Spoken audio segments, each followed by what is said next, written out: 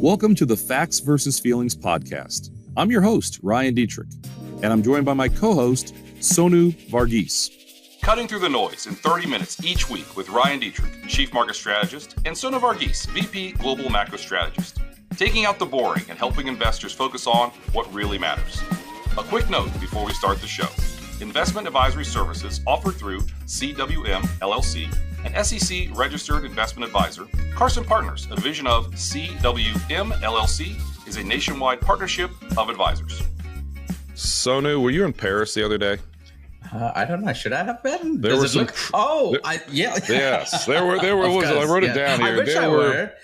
8, no, you don't. You'll catch it. 8 priceless jewels stolen in the daytime at 9:30 in the morning at the Louvre in France. It took 6 to 7 minutes, and they haven't found him yet. And there's all these theories. Wait. Did they find one of the pieces of the crown jewel or the crown in a gutter somewhere? Somebody left Maybe it. I missed that. So okay. I was like, I thought that's what you were asking me. Like, were you walking around in Paris and did you find the crown jewels? No, maybe we should go look for them then. These are some bad thieves. But I was thinking about that, like, it sounds straight out of a movie. It literally sounds straight out of a movie. But the idea of like right during daytime, that's when you want to do something like that because nobody sees it coming, which is kind of our conversation today. Episode 158 of Carson's Facts versus Feelings, Ryan and Sonu. We have a special guest coming very, very soon. No cockroaches in a bull market. You know, you think about cockroaches in Paris? Yeah, well, sure there are. They're everywhere, right? You know, there probably are. But you think about a scary movie. It's obviously scary movie season. Never is a scary monster right in front of you. It's always in the dark. It's always behind you. It's behind a turn. In other words, you don't see it coming, which is why we're going to set the stage and bring Kate Hall on our team in a couple of minutes. But Sonu, let's set the stage. I mean, Jamie Dimon used the word cockroaches. Everybody's talking about cockroaches now. We wanted to dive in on this. Before we bring our expert on our team in, what's your take on the high level on what's going on in the credit markets with the regional banks, all that stuff? We can get more in the weeds with Kate, but high level, what are you seeing? Yeah, look, anytime you're thinking credit markets, like last week, we'll get into it, right? It was not last week, actually. Last week, we found out that a lot of companies had exposure to companies that went bankrupt more than a month ago. Right. We had cockroaches. We just didn't know it until last week. The cockroaches are there. They were there. Jamie Dimon just told us there were cockroaches in his closet last week during earnings, right? And that's when this whole thing became such a big deal. Usually when I think about credit, I mean, I know you and I look at this the same stuff sometimes, and I don't know if that's a good thing, but look at, you know, anytime you're worried about credit markets, what do you look at? Spreads, right? Yeah. Corporate spreads. These are essentially how much more are investors asking companies, whether they're good quality companies or junky companies, like how much more yield are you asking over and above treasury yields, right? So you're about to say like. I didn't know if you were going to mention a company. You were like, and then you didn't say it. I think you just call out a company there. We're going to mention enough companies for now. Like that's coming. But look, corporate spreads. If you look at corporate spreads, David, you can put this chart up. Credit spreads remain really, really low. Corporate spreads, these are quality corporate spreads, investment grade. That's in the 5th percentile of the last 28 years. High yield spreads ticked higher a little bit. But Ryan, that's in the 9th percentile of spreads over the last 28 years. It's slightly worse for the high yield, you know, the worst part of the high yield segment, like triple C's, things like that. Sure. But the other thing is, so, you know, over the last year, I've been talking to a lot of people about this, trying to get more information. It's more like, okay, you know, yes, we usually look at corporate spreads. They don't, you know, signal anything, you know, worrisome. The credit market is not telling us there are cockroaches, right? But then the credit market today is not the same as it was historically, or even 10 years ago, right? There's another chart I have, and this is from our friends at PIMCO. So there's your attribution. It's a nice segue to bringing Kate in because, so the high yield market in 2015 was $1.3 trillion. That's grown a little bit to $1.4 trillion in 2025. The leveraged loan market, it was, you know, about $800 billion in 2015. A decade later, right now, it's $1.5 trillion. So it's almost doubled in size. The private credit market, right? That was about $500 billion in 2015. It's tripled, more than tripled in size to $1.7 trillion now, right? So a lot of this, part of what I think about is, wait a minute, the message from your usual public, transparent, high yield markets, investment grade corporate bond market, it's not the same signal because a lot of the stuff is in the dark corners of the investment universe, right? That's the private credit stuff. But that's the stuff Kate looks at. And, you know, should we bring her in? Not you. One more second or two. I'm old enough to remember 2015 when obviously a lot of energy stocks did very, very poorly. High yield did very poorly. Energy made up a lot more. I don't know the numbers. Made up a lot more of the S&P 500 this time 10 years ago. So energy stocks are under pressure. High yield is under pressure. Like you said, it's a little different. High yield. So it's a little bit different, right? The four most dangerous words this time is different. Sir John Templeton, but it really is. But we have a really large team. Well, not large. Well, not necessarily. We have about 15 people. I think it's 15 now. We hit 15 or 16. More. We've got a good-sized team. And when all this stuff went crazy, we put together some special things on our team that we shared specifically with just our Carson partners that went out on Friday. Kate put it together. We're going to talk to her in a second about it. We do morning calls. Sonu, you and I talked about these things. And I saw some of the notes that Kate put together. I was like, well, this is way above my pay grade and way above Sonu's pay grade. Let's get Kate on Facts versus Feelings and talk to her. So without further ado, Kate Hall on our team on the screen, I guess, right now. Hello, Kate. Good morning. Hey, Kate. Good morning. Let's talk credit. Yeah, well, let's talk your title first, because you know about compliance around here. I wasn't sure your exact title, Kate. What is your exact title? Vice President, Alternative Due Diligence. There we go. And then just a minute or two, what do you do all day? I know what you do, but this is just talk for podcast. What do you do? How do you help our Carson partners all day? So my main function on the team is to diligence, hire managers to, add to the platform in the various flavors of private markets. Mm-hmm. And then a lot of what I do every day is making sure that they are performing as we expect, understanding what's in their portfolios. I've clearly spent a lot of time on private credit more recently. You're looking to see if there are cockroaches? I'm looking for cockroaches. And I'll be honest with you, the headlines have been really crazy. It's kind of interesting that the press talks about how opaque the private credit market is, but they have a whole lot to say.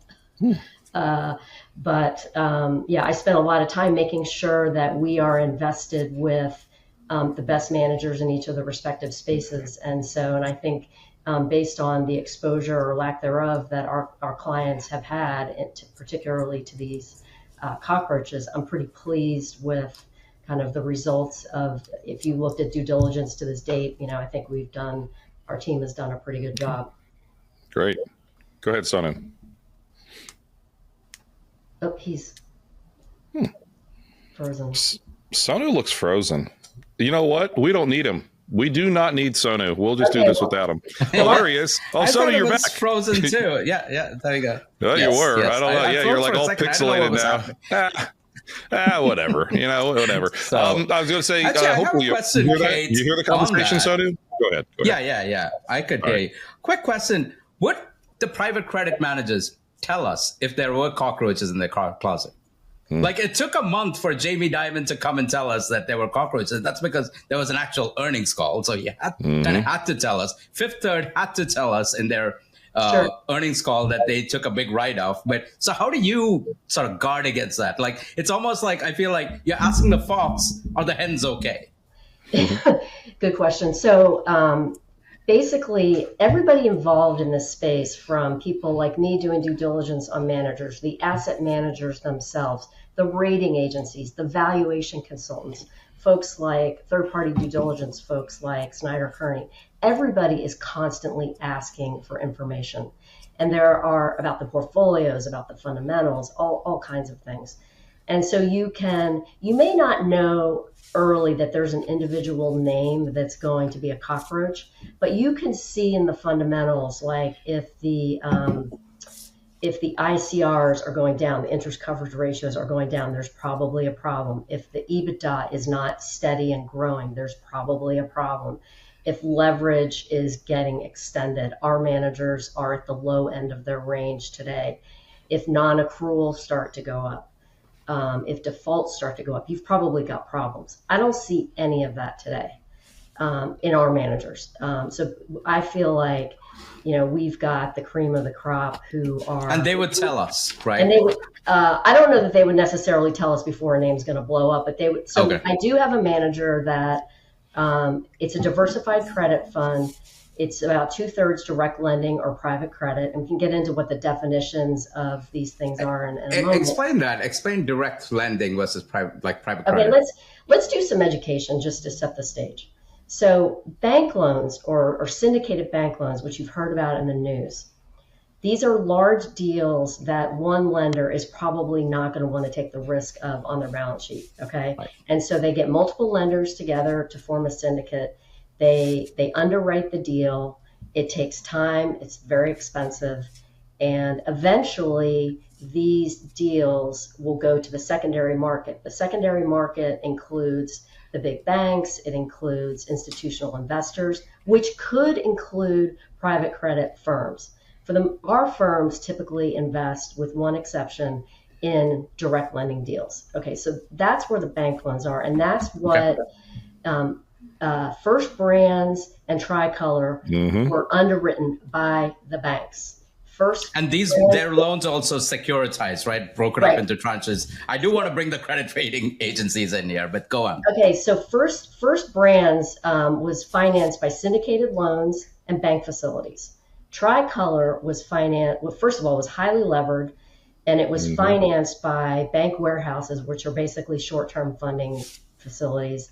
And then that is repaid when they are securitized, which is basically the secondary market. And so there were credit funds, private credit funds that did have exposure to these loans. And these are big names, like, for example, Jefferies. I mean, there's not a recommendation to buy or sell any of these companies. We're going to talk a lot of about these companies. JP Morgan had exposure. Jefferies had exposure too, right? Right. And then there were also some private non-traded BDCs that also had exposure to First Brands. And so that's the bank loan side of things. Okay. Direct lending are typically sponsor-backed deals from the private equity side of the world. And the big firms, the bulk of their deal flow that's where it's coming from. It's not coming from syndicated loans. And who are they lending to? Who are they lending to? So basically the middle market, you've got your lower, middle, and upper middle market. Upper middle market is kind of your 250 million to 300 million EBITDA over the past 12 months. So they're not small companies. The lower market is those companies go down to 20 to 30 million. Sure. Okay. So these are companies that don't normally historically they'd go to the bond market, but now they don't have to. And the reason why they don't, so let's think back to the GFC. After the GFC, the banks were not, from a regulatory perspective and requirement, they could not have this stuff on their balance sheets. Companies needed capital.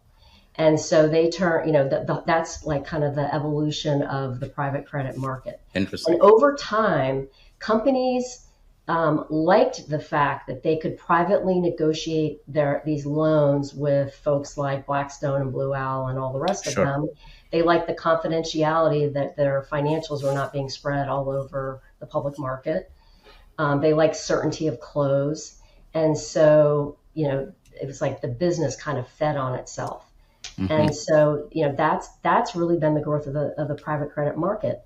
In my opinion, so at some point the banks have tried to, the train was out of the station, but the banks have tried to get on the train, but it's kind of, it's kind of too late. I mean, they're kind of stuck more so in the BSL market than the private credit market because the folks who are using it like the benefits of what I just described, and they're willing to pay for it. They're willing to pay the extra yield, extra, distribution for all those things that I talked about. So, Kate, let me jump in here because I think it's important for the listeners. We mentioned already Tricolor Holdings and First Brands, which is based in Ohio, by the way, where I am.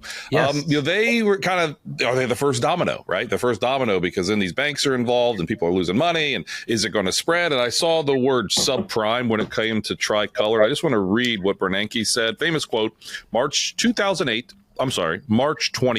2008, I don't know what I'm talking about. March 28th, 2007, Bernanke to Congress said the impact of the broader economy and financial markets of the problems in subprime looks to be likely contained. So that's a famous quote. Obviously, that wasn't the case. How worried are you, though, that there are more companies that are doing similar things? That's the whole cockroach thing, right? This is one, there's more. Go ahead, Sonu. Here, because for subprime, for Tricolor at least, they're like AI-based fintech lender. But they weren't even... AI-based fintech lender. That just sounds like, I don't know. That should have told you, right? That worries me. But look, they lent money to high-risk borrowers, basically who wanted to buy used cars. So these are borrowers with no credit history or barely any credit history. So technically, they weren't even subprime, right? So to seg off that same question to you, Kate, like how much of the stuff is going on where there are people borrowing to like people who really should not be getting credit? No, they should not be getting credit if they don't even have a credit score and they can flee the country and abandon their loan. Totally get it.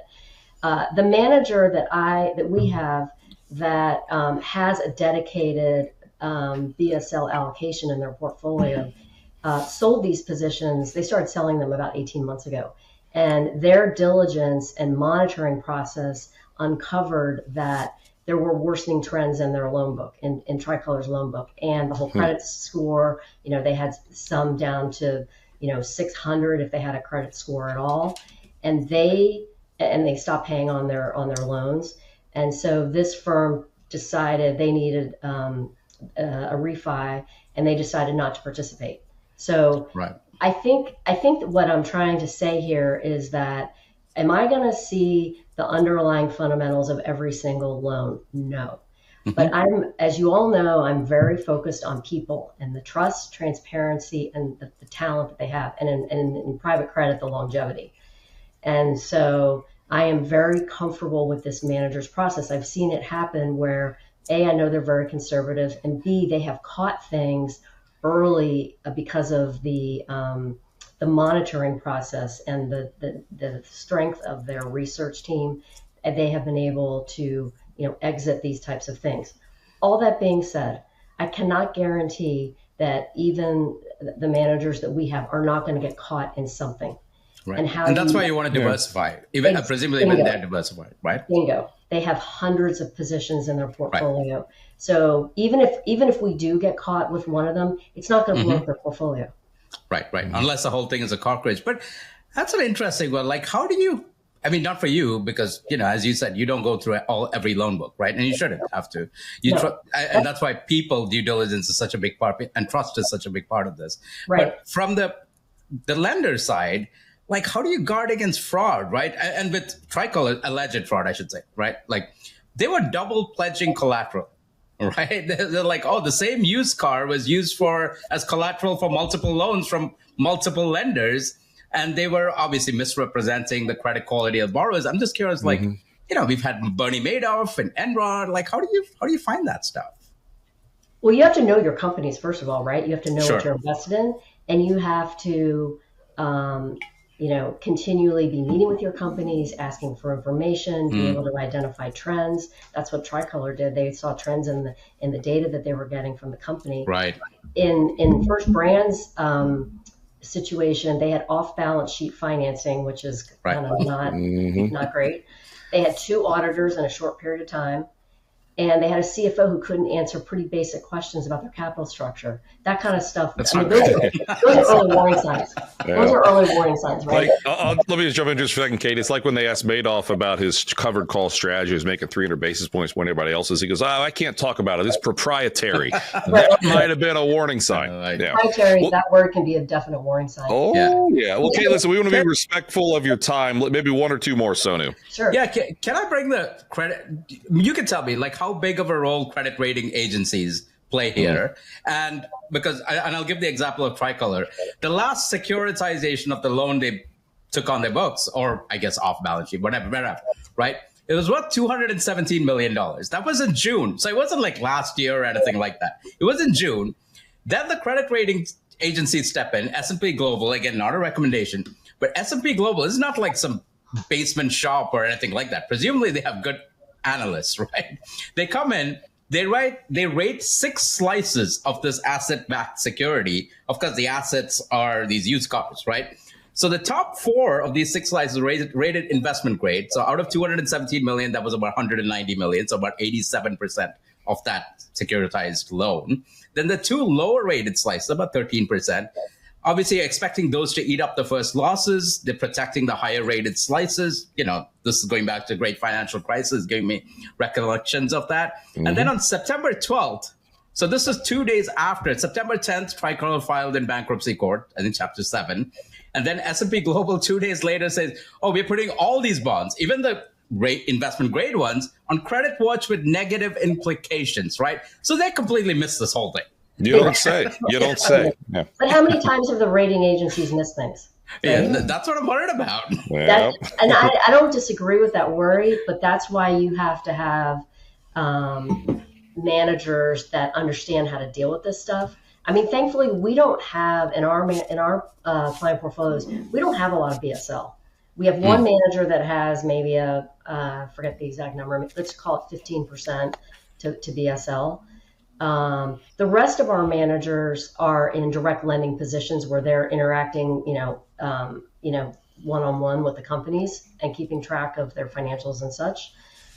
We have another manager that has BSL. They're a very large syndicator of BSL, and they have that in their portfolio for liquidity purposes. Again, no exposure to these two names directly in the portfolio. Sure.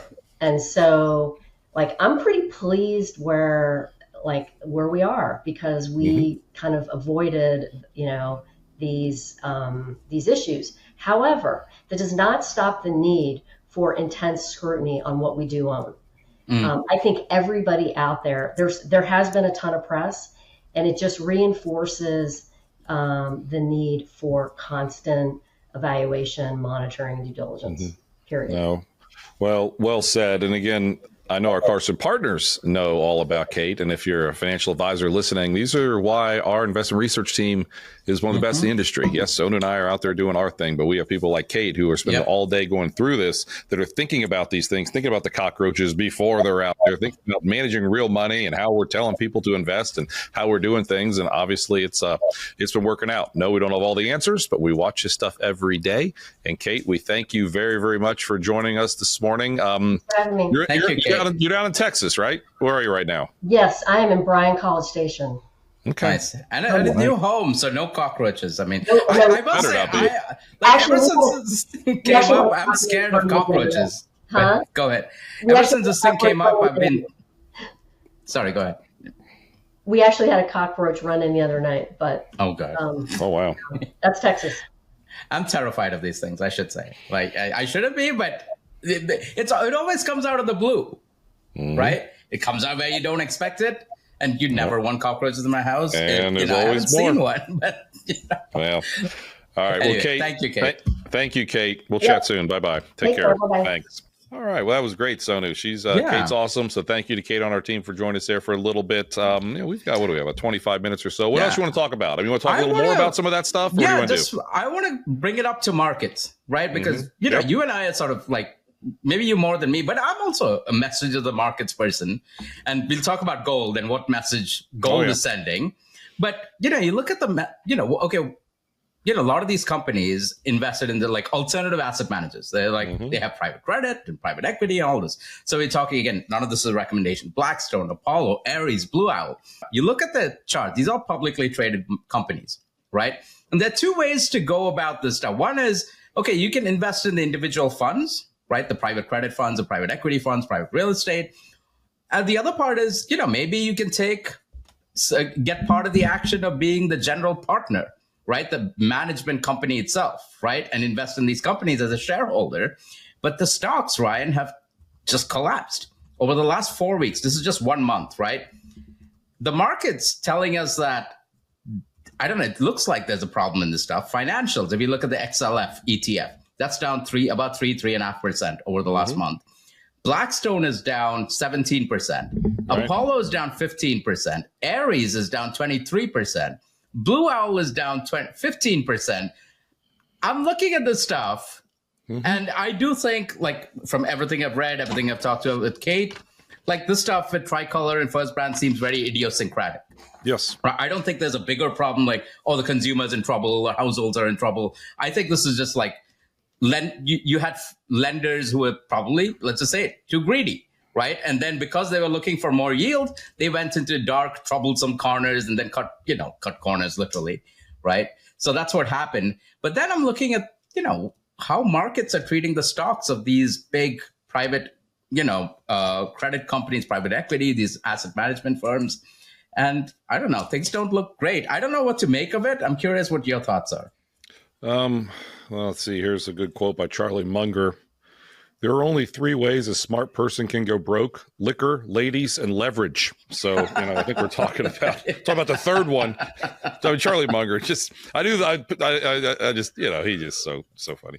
I'm a big top up guy, right? I look at the whole world, and these little things are bubbling up. I hope they start to show up somewhere, and I see them. I will say this: just yesterday on Monday, the S&P 500's advanced decline lines, it's a cumulative basis of stocks, all the stocks out there, made a new high.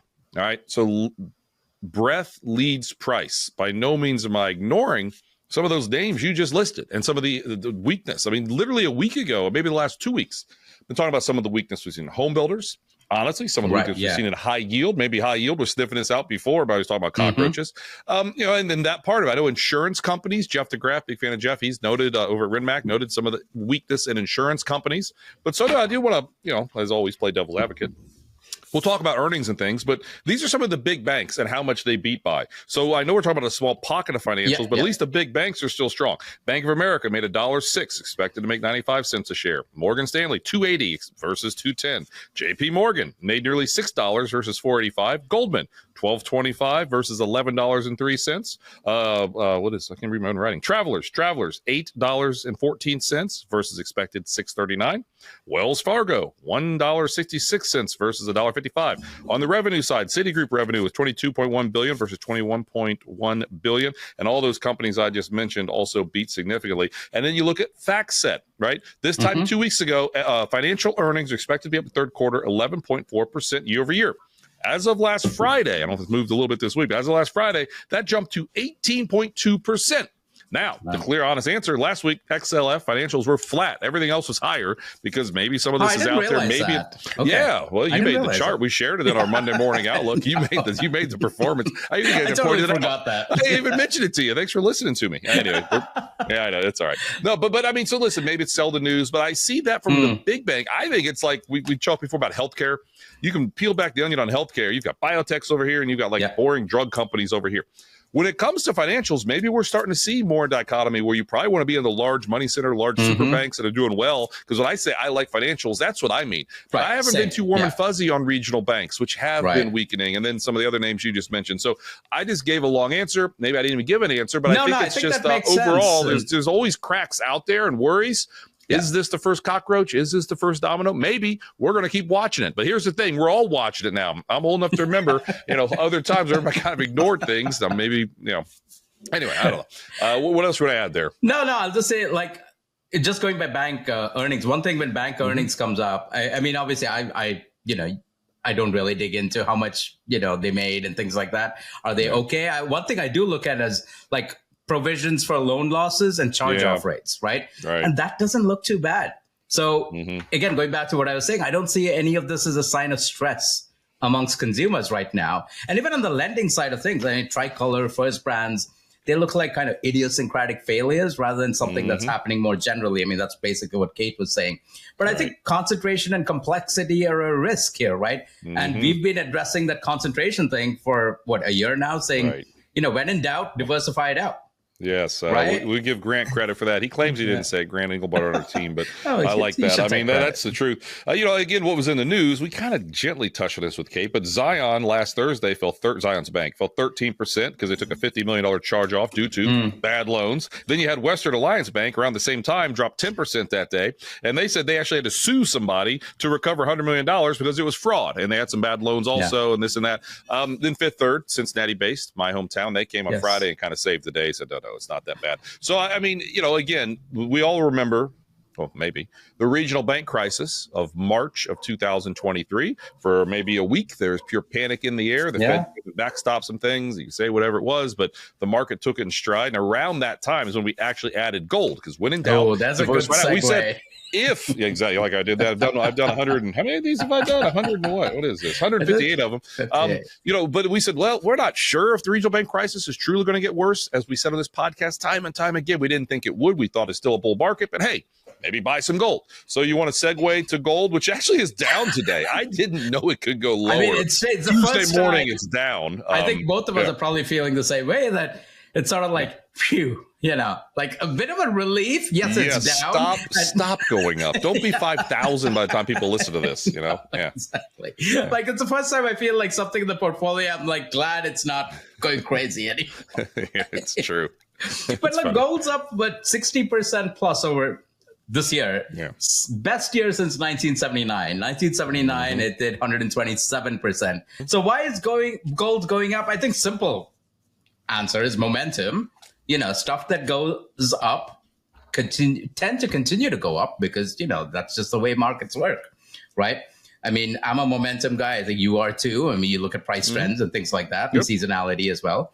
And then there's, but that answer doesn't completely satisfy me because, the recent trend that over the last 3 months, gold's up over 30% or maybe 25% after today, but at least 25. That's a big move, right? Remember, gold has done better than all the Mag 7 stocks, including NVIDIA, by the way, this year, right? So then you think, okay, what else is going on? Global central bank buying. Yes, but that's been happening for 2 years, right? But why now? Asian demand. It's Diwali season. So happy Diwali. I was about to bring up Diwali. I was going to say, you're not dressed up for us there. Tomorrow. And this weekend is a Diwali party. I did buy a bunch of fireworks from Indiana last week. I went to Indiana Dunes, and we can't get fireworks in Illinois. So everyone I know goes down to Indiana to get fireworks. And we were in Indiana anyway, celebrating the kid's birthday, took them out. And on the way back, I was telling my wife, you had that planned. You had that planned the whole time while you took the kids. You wanted to get some fireworks. Dude, I think I spent a little too much money. Oh, boy. We're going to keep the neighbors up next. Listen, literally a week ago, I got to come to Chicago. We hung out. We ate some great food and had an amazing partner event up in, where were we? Kenosha Country Club. Yes. It was a great time. But I don't even know what I was going to say with this. I don't know where I was going with this. I lost my train of thought. Sorry. But I was going to rip on you somewhere. But yeah. Oh, I've been to your house. That's where I was going with it. I was at your house. Where in the world are you shooting off fireworks, Sonu? I've been to your house. You're like right next to Wrigley Field. I mean, I don't know how you're going to do this. We should go down to Wrigley. That's where we should do it. No. There's a back area, as a gated compound sort of area. So it's paved as well. I imagine all the little kids. My kids are 9. I have 9-year-old twins. They have a whole bunch of friends coming. We have 45 people coming. So a bunch of kids as well. So, I'll be glad. I'll just say I'll be glad for Monday morning, but I'll show your fingers. Show your fingers on screen. Let's see if we have all 10. Let's see. There they are. Right now. There they are. I did get shout out to Michelle Randall for having a great event with Sonu and myself last week up in Wisconsin. We had a great time. All right. What else do you want to talk about, Sonu? Back to the topic of gold. So Diwali season, Indians are buying gold, like my brethren. And you can confirm this, right? Yes, I can confirm. You can confirm. Yes. You made a joke that Indians like your gold. Yes. So, but then everybody and their mother knows that. Mm-hmm. Yeah. Everybody knows that. It's not a new thing. The Chinese are buying gold. The Chinese central bank is buying gold. Hey, everyone in the U.S. at Costco, they were right. The crowd was right 2 years ago. You couldn't even buy gold at Costco. It'd just go away like that. They were buying it in the U.S. also. Yeah. No. So all this stuff is known. So I'm like, but why did gold go on this 25% plus run over the last 3 months? Mm-hmm. This gets to something our friend Warren Pies has talked about, the debasement trade. Now that's become the phrase everyone is talking about, debasement, and JP Morgan is talking about it in their notes. But I'm pretty sure it was Warren that first coined it, and months ago, not even recently. There's at least 6 months ago, if not before that, right? So when you think debasement, you think, Treasury yields should be going up, but yields are going down. Why is that? Well, that's because everyone's expecting rate cuts. If you're expecting rate cuts, that's going to drive short-term rates lower. It's going to drive in long-term rates lower to a degree. And we're seeing that, right? And then you think, hey, how is this debasement thing, right when inflation expectations are tail, right? But I don't think inflation expectations reflect tail risk. I think the inflation outlook is messy. I think we're closer to 3% inflation. I don't think it's going to go to 5% or anything, but it's a messy outlook. I can't tell you. I don't think I'll ask you, do you think inflation is going to go down to 2% over the next year? Nope. Well, you said no. For me, I'm like, I don't know, right? But that's the messiness of the outlook. It is. Yeah, I mean, there's different pockets of it, I guess, but I don't it's hard for me to see these base metals all going higher, saying inflation is going to go just straight down. I mean, copper's breaking down silver. It's hard for me to think. I grew up as a John Murphy disciple. John Murphy, many years ago, told me that's not a deflationary environment when you have these base metals breaking out. How I learned. And that tells you something. I think you have to take that message of the market from gold, you literally just did, right? It's telling you that real yields are low. Basically, it means inflation's on the harder side, but the Federal Reserve is expected to cut rates by a lot. I think that's a tailwind for gold, right? You think about it the other way. Okay, what could crush gold prices right now? And I think here's where history tells us something, right? When was the last time gold really got crushed? 1980, 1981. 65% drawdown from the middle of 1980 to the middle of 1982. What happened then? Volcker came in, raised rates to 19-20%, right? If this Fed came out and did that, I'd say, yes, gold's going to go down. But I don't think they are. So we have a very bullish setup, I think, for gold. I mean, never mind what's happening now. I think it's stretched. I don't think the Fed's going to be hiking anytime soon with what's going to be happening next year with new Fed leadership. And right. So we have momentum. We have central bank buying. Let me jump in just for a second. So let me just jump in on this. Josh Brown mentioned this in one of his 19 podcasts. Josh does, but it's a joke. But he said along the lines of who's been buying central banks. If we had a recession, not our base case, if we had a recession, could the central banks then be forced to sell some of that gold to raise some cash to help pay for things? It's a logical question. It makes sense. So if we have a recession, maybe gold slows down. If we have an aggressive hiking schedule from the Fed or central banks, maybe gold slows down. I don't see either of those two things happening, let's say the next 12 to 18 months. So, hey, maybe again, it's a reason to own some gold. I think if the central bank raises rates, yes, I think gold gets crushed. It depends how much, but I think that happens. But other central banks, even if we go into recession, right now we have dollar swap lines. Literally, the Treasury is given Argentina, right? Yes, Argentina. We were talking about bad credit, right? Nobody defines bad credit more than Argentina does. But they have good steak. You took me to Argentine Steakhouse in Chicago over the summer, and I'm just going to say I'd give them a line of credit just for their steak. I'll leave it there. Guess what? We are buying beef from Argentina. President Trump just announced we're buying beef to get beef prices down. Love them or hate them, I think that's a good move. Okay? I couldn't agree more. I couldn't agree.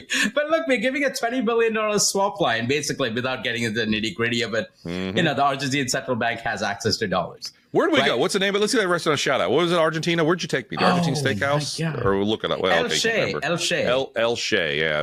What's that? The loop? The West Loop?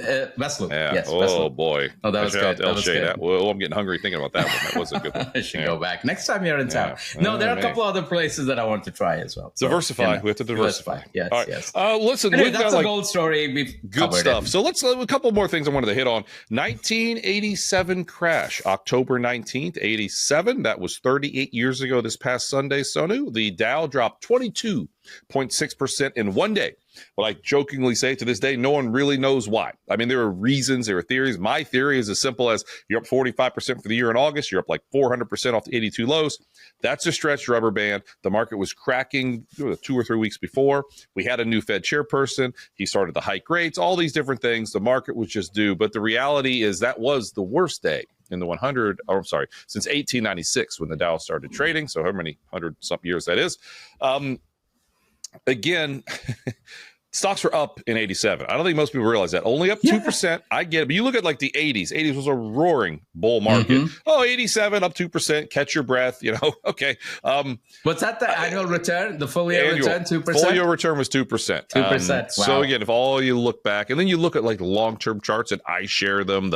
I call it my chart of worries, go back 100 years, all these scary things that happen, but stocks just go up. And 87's this tiny blip. But I was, I don't know, second, third grade, something like that. So People were watching Rocky movies at that time. Yeah, I know the market fell 2.7% 2 Fridays ago. The VIX soared. The VIX soared. Everybody freaked out. Everybody panicked with a less than 3% drop. If we had a 22% drop in one day, the amount of panic and fear that would be out there would be just astronomical. Now, there's circuit breakers and certain things that should keep that from happening. But the reality is volatility is the toll we pay to invest, as Burt White, our CEO, said many times. Anything you want to add on 87? I just wanted to bring it up. I think it's kind of good to remember where we've been, and we've seen this before. Anything you want to add? I just have a question actually on the VIX since you brought it up. Right now, so the VIX is basically, well, colloquially, the fear index, but it's essentially from the options market, expected volatility over the next month, right? Mm-hmm. Right now, the VIX is at about 18 points, 18.3, something like 18 and a half, something 18, like that. Got it. Mm-hmm. I feel like that's a little on the higher side, right? I'm curious where you are. Like, I think 15 is like normal-ish for a bull market. Mm-hmm. I mean, it doesn't mean it can't go up. It can go up, right? Like I said, 2 Fridays ago, the market dropped and the VIX spiked. That's usually what happens. But I feel like, if the VIX comes down, that means markets are going up, right? Mm-hmm. So what I guess what I'm asking is, do you think the VIX is going to go from 18 to 15 here? I do. I think as we rally, I think maybe a good segue again to a fourth quarter rally discussion. Volatility tends to go lower. Now, listen, the VIX peaked at 28.99, so almost 29 on last Friday. So the big sell-off you and I were talking about was 2 Fridays ago. But what was so rare about last week, the market hung in there, yet we had a VIX spike. Everybody's panicking because we're hearing about cockroaches. Jamie Dimon's doing his thing. Everybody's talking about this or that. I'm sure somewhere, what's the guy's name? I just went blank on his name. Give me a second. I just tweeted about him. Give me 1 second. I'll find him. It's more of a joke, but it's what was his? I have a lot of guesses. Harry Dent. Harry. I'm sure Harry Dent was doing his thing. I did share on Twitter. Harry Dent's quote was, "A market crash is coming this year. The hottest stocks will drop 99%. All we've done is had literally one of the largest 6-month rallies in history." After Harry I'm glad he didn't say 100%. Yeah, well, okay. Maybe we'd be up even more had he said that. But a couple things on the VIX that I found interesting. Okay. So from the peak on Friday to the closing low on Monday, down 10 points. All right, so you're down up around 29, down 10 points almost in 2 days. That's again on a closing basis. Previous times, Sonu, we've seen things like that.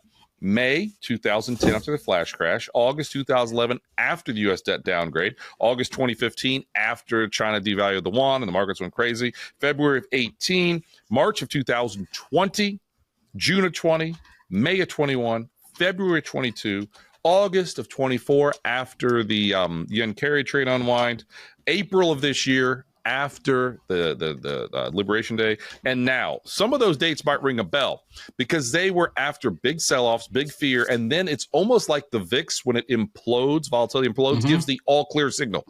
I'm going to say I think we just had another all clear signal for why this fourth quarter can continue to be strong. And I do not like to use the VIX on percentages. I get it. I'd rather use points, and we don't need to get into all of that right now. Nonetheless, the VIX did implode 25% intraday on Friday, where it was up around 29. Was that what Harry Dent was talking about? The VIX is going to crash. I think so. Yeah, that's true. Well, you'd be right on that one, actually. I'll give him credit there. I don't think it was the VIX. And what was it? I couldn't resist. But that happened with the S&P 500 near all-time highs. Okay, wow. We've never seen this before, where the VIX goes up to 29, yet we're like 1% from all-time highs. And again, this time is different. It's 4 most dangerous words. To me, everybody freaks out on any of the headlines, which is a positive thing. The AAII sentiment poll had a big jump again in the number of bears relative to the bulls. My one worry, put to call ratios do remain low, so it's not like things are perfect out there. We've seen, here I turn it to you. We've seen some huge buying from retail. We've talked about this. Retail crowd's been right during this 6-month, 5-month rally. Retail crowd's been buying.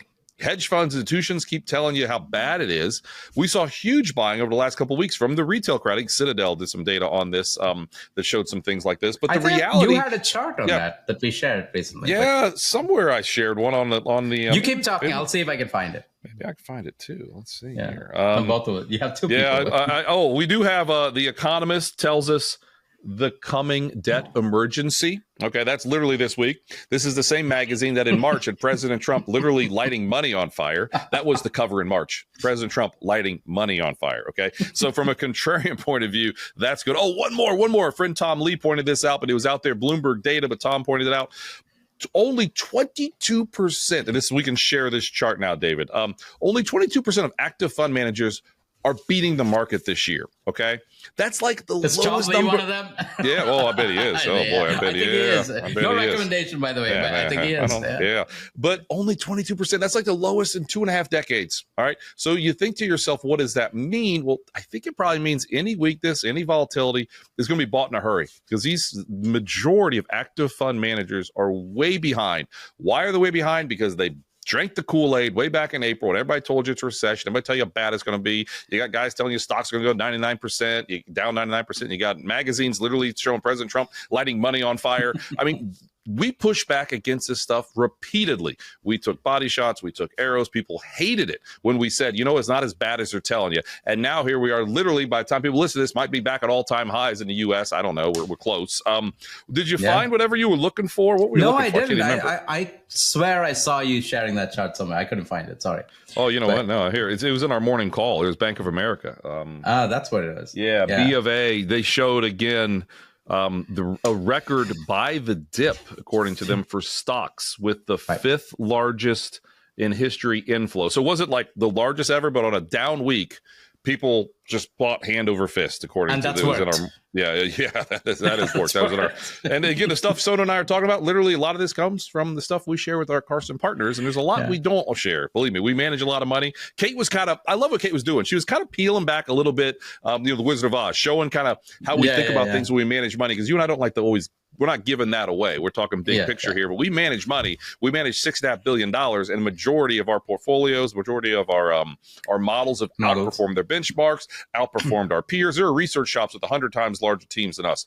We've done better across the board, and we're really, really proud of that. So again, if you're a financial advisor somewhere that's big, that doesn't love you like they used to, you don't love your job like you used to, we love to talk. We'd love to help you grow your business, and we'd love to help you, manage your money, because that's what our team does all day long, every day. We love doing it. All right, Sonu, we've gone long. Anything else you want to touch on before we sign off this week? Actually, one last thing. Second off that it's been a bad year for stock pickers. Yeah. Part of the thing is obviously when you have a concentrated market with the Mag 7 doing as, it's not really Mag 7, and maybe Mag 3 or I don't know, 3 or 4. Yeah. Apple just hit all-time highs. Welcome to the party. Apple just hit all-time highs yesterday. So almost 4 trillion. Might be 4 trillion by the time people hear this. So maybe it's Mag 4 now. Mag 4. Take out Amazon and Tesla is struggling this year. Yes. But how about Amazon? They went down yesterday. Nothing worked. Apparently United's app didn't work. Thank goodness I wasn't flying yesterday, because that would be terrible. Go to the airport and you can't get on your app. I mean, how did people used to travel without an app that told them what gate to go to? I don't know. Exactly. Yeah. So when you have a concentrated market, I mean, that's not great for, stock pickers, because most stock pickers are not going to overweight the Mag 7, because you just have a concentrated portfolio. Nobody's going to do that, right? But you look at the sector performance, that's one way to look at breadth, right? You have like the advanced decline line, like you said as well. But one way to look at breadth, and like a lot of sectors are doing well. Industrials are doing well. Financials, recently, yes, they've struggled a little bit. But look at the full year picture, it looks pretty good. Right. Look at utilities. I think utilities are the best performing sector. So it's not just it's not just the Mag 7. I feel like there's more breadth. Right. But which is why I find it sort of puzzling that more active managers are not outperforming. But anyway, that was just a comment. I think it's as simple as they all freaked out in April and just sold. I mean, you did amazing work. The SPY is up 90% the last 3 years. About 40% of that is coming from the Mag 7. Meaning the other 50 is coming from the 493. That's on returns. We hear, it's only these or that. And then you also did some work on earnings, and we don't need to get too in the weeds of it. But these companies are justifying it. Maybe it's Tesla is the one company that all multiple expansion. That's fine. But the other 6 are earning a lot of money, and the most incredible stat I think I've heard all year, and this is from you, NVIDIA, the stock is up ballpark 1,500% the last 3 years. 1,425% of that's coming from earnings. So to say NVIDIA is like overvalued, I don't know. It's all coming from earnings, so maybe not. One final thing. Do you have Steak and Shake up in Chicago? I think it's somewhere. Like every time I go out of city limits, I see it. I did see a few when I was down in Indiana looking for fireworks. Okay, looking for fireworks. Listen to you. You're with your kids on their birthday, Soto. You were supposed to be looking for. Apparently, they have a Bitcoin burger. I'm just going to go with. No way. That worried me. Yeah, really? They have a. Now they've been in the Bitcoin thing for a while. They literally put like a. They put like a B on it. Like, you can pay with the Bitcoin. Okay. You can pay with Bitcoin apparently, and it's a Bitcoin burger. But I don't know how you do what the like a cattle where you get it real hot and you put it on there. Oh yeah, they you put brand it. You brand it. That's what. Thank you. That's what two-man show. You brand it with a Bitcoin B. So listen, that kind of worries me a little. Bitcoin burger and golden fries. That's all we need. Yeah. What more do you need in life? Yeah, that sounds good. All right. Well, we're at the top of the hour now. I've got a call coming up here in a second or two. So everyone, thank you so much. If you like these podcasts, give us a like, give us a follow. We now have comments turned on Facebook. Not Facebook, wrong one. YouTube. Sorry. On YouTube, you can give your comments there. The algorithms love comments, so please feel free and do that. This again was episode 158.